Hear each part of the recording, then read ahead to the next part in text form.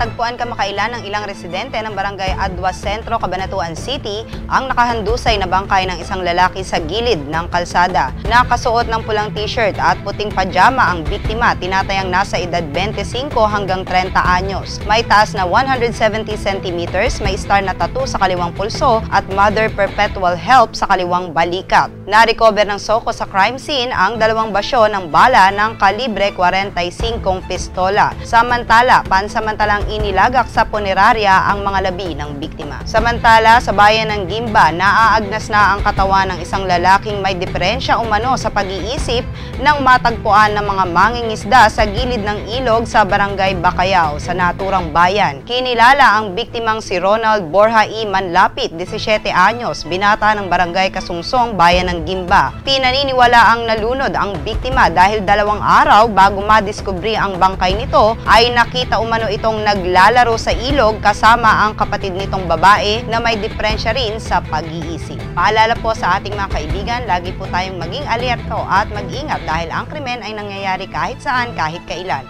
Ako po ang inyong bantay krimen, Clarissa de Guzman. Unang sigaw.